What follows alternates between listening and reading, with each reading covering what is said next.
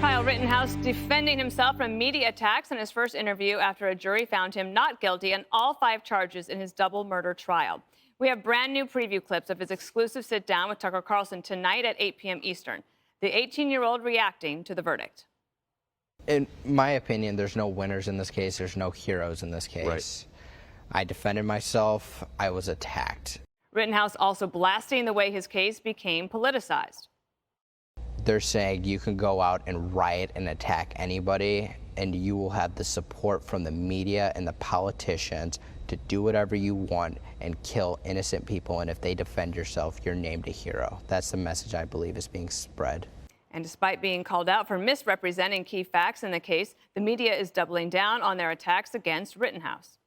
Rittenhouse drove in from Illinois armed for battle. The fact that white supremacists roam the halls of Congress freely and celebrate this little murderous white supremacist, and the fact that he gets to walk the streets freely, it lets you know these people have access to instituting laws. Welcome to the modern Republican Party. This is what these people want, and this is what a majority of white people vote for. It's a warning to every white suburbanite with a Black Lives Matter poster in their window. Those people now know that they, too, can be shot by a white 17-year-old with an AR-15 if he feels threatened by their desire to see America live up to its potential. And then just one more piece of sound from Tucker's interview with him and talking about what he believes is really on trial here. It wasn't Kyle Rittenhouse on trial in Wisconsin. It was the right to self-defense on trial. Right. I'm not a racist person. I support the BLM movement. I support peacefully demonstrating. And I believe there needs to be change. I believe there's a lot of prosecutorial misconduct, not just in my case, but in other cases. And it's just amazing to see how much a prosecutor can take advantage of somebody. So the verdict, Jesse, did not settle things, really, in the minds of the media and the public in particular. They couldn't respect the jury trial, and they continued to attack him. Yeah, before we start, I just want to let you know that Water's World has also had a documentary film crew embedded with someone also very high profile for about a year. That person's gut felt. We're going to be releasing this on Water's World Originals on Fox Station. Full access. Thanks for your cooperation. My pleasure, my pleasure. It's eye-opening, let's put it that way. So when you watch Rittenhouse on Tucker, you don't see the way the media has characterized him. You see a guy who looks pretty measured, open-minded, thoughtful person. And when you look at him testify, too, what do you see? See someone who is scared for his life, crying real tears, and honestly, someone who was there in Kenosha that night to help, not to harm. But the media makes him look like some vigilante who's out on some racist killing spree, just using his white tears in order to literally beat a murder rap. So why do we have this? So it's because they do character assassination and psychological warfare. This kid, 17, turned his whole phone over to the prosecution. Now, a phone is really a window into someone's personality. At 17, the prosecution didn't bring up a meme, a group text, an account that he was following. There was nothing to make this kid look racially motivated at all. Yet the media, knowing this, still continued to slander him as a white supremacist. That's malicious and reckless, obviously. And then it's the drumbeat of lies, that this guy crossed state lines with an illegal assault rifle to, vigilante justice. These are debunked lies.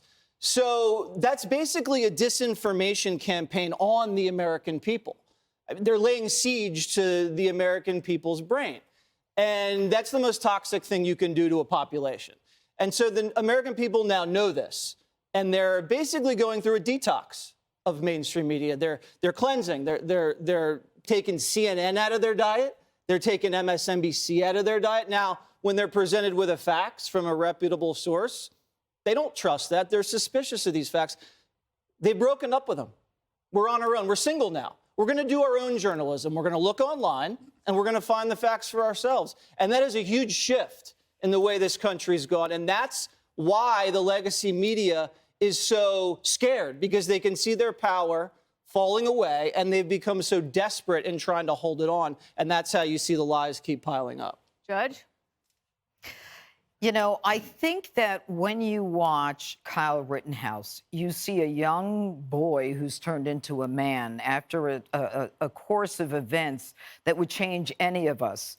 He, in talking about prosecutorial misconduct, but at the same time talking about the right to self-defense and articulating it so well from what I've seen so far, and testifying brilliantly, better than probably any witness I've seen in 30 years. We realize that this kid in the future may have a lot to offer in terms of society, as long as he uses his life in a way that he has, shown us he would as a police explorer and a fire cadet and someone who's a lifeguard and someone who wanted to be a medic. I think he's a giving kid. I think that what's not giving is the media. The media will never forgive this young man. They will never allow him to live the life that he wants to lead. He will never be safe. There are people who believe that he's a white supremacist, that we are all white supremacists, that the jurors, I'm sure, are all white supremacists, the judge and every one of us are white supremacists. And I feel badly for him because I think he's not going to be able to live a normal life in that regard. But having said all that, the law, the facts, the evidence were clear. This is a classic case of self-defense. And what's better than anything I've seen is the video. And we are now in an age where technology is giving us a bird's eye view of what is happening to crime victims and crime on the streets. We're seeing them in real time. We're seeing what they're doing. We've got witnesses with phones. We are now closer to justice than we've ever been in the history of this country, where we had to rely on people's memories, et cetera, et cetera. Except for that. Well, that might be true, but then the media reporting, like the montage we just showed you, like they're not even considering the facts. The scariest thing about that montage is that the average white person doesn't want to harm a black person. The average white person, the big secret, wants to actually help blacks. And it's proven time and time again. That's just what people do. What they are saying, those talking heads, are that white people want to hurt you. I mean, that's what it's like they're roaming the world. But anyway, there will be critics that say, do not make Rittenhouse into a hero. And I get it. But these are the people that have been kept saying that Jacob Blake was an unarmed Good Samaritan helping out his family. This is from the people who are engaging or encouraging people to march on behalf of a dead pedophile.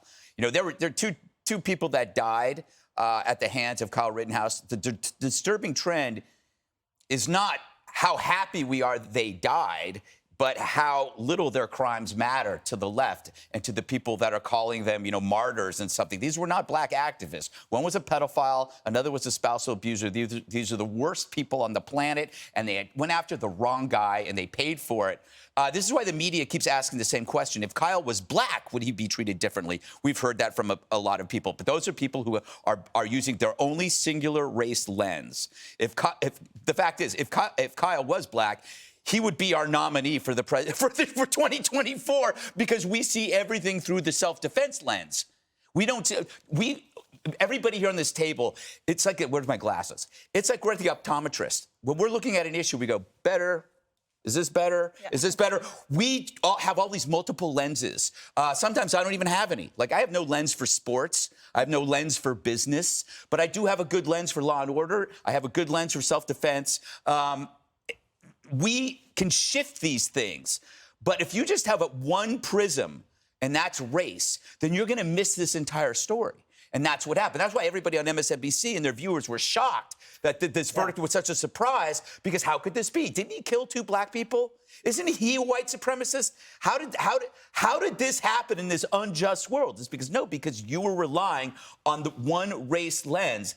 If you had a number of other ones at your behest, if you had those self-defense lens, you could have actually seen this. And you could also look at what happened with this guy that just got found not guilty when the SWAT team came after him.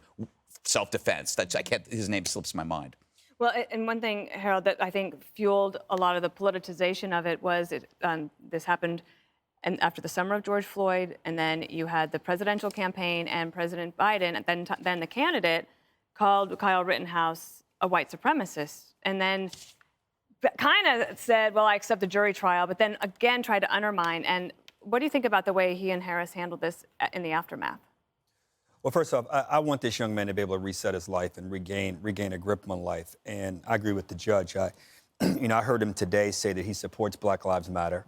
that there's a lot of complexity and a lot of dimensions to him that we don't know about. And I hope that to the extent he wants us to learn about that, I hope we're able to. Two, I listened to both the president and the vice president. They're both lawyers, both have tried cases.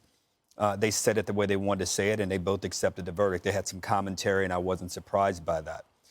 What I'm most sort of taken aback by as I think about this going forward, and I think about my own life, and I think about going into a grocery store or a restaurant and someone coming in perhaps with a grievance with a server or a clerk or a manager or someone in one of those places, and they might have a weapon and they might be going after that person. I might be with my son or my daughter, and I may try to restrain him or her or ask them to please stop. And if the way we've interpreted some of these self-defense laws, and this Arbery case is really going to be interesting to me, the outcome of that, perhaps more so than the Rittenhouse case, because it seems like there's the elements there in the self-defense issue, and Judge, you'd be far more informative to analyze this. But if you come into a grocery store or restaurant and you're with your family and you try to restrain someone and they shoot you and they are charged and they say in court, I was defending myself because Jesse was coming after me, Harold was coming after me, I was just trying to restrain him. I hope legislatures, who I don't think contemplated that kind of self-defense, really think about some of these things as we think about perhaps refining some of these laws going forward. But I wish this kid the best, and he's in my prayers. Did you have one last quick thing? This kind of thing that you just described is something that courts have dealt with for years, that I've dealt with for years, that you reasonably afraid of that person and therefore you can defend yourself. I mean... Right. He may think I'm coming after him and may shoot me. Right. It depends. I mean, it's but always that's why you had the jury trial. Man or woman. Okay. All right. I'm done. All right. We'll move on. Up next, shocking new details in this holiday parade tragedy, why bail reform could be to blame. We'll be right back. Hey, Sean Hannity here. Hey, click here to subscribe to Fox News YouTube page and catch our hottest interviews and most compelling analysis. You will not get it anywhere else.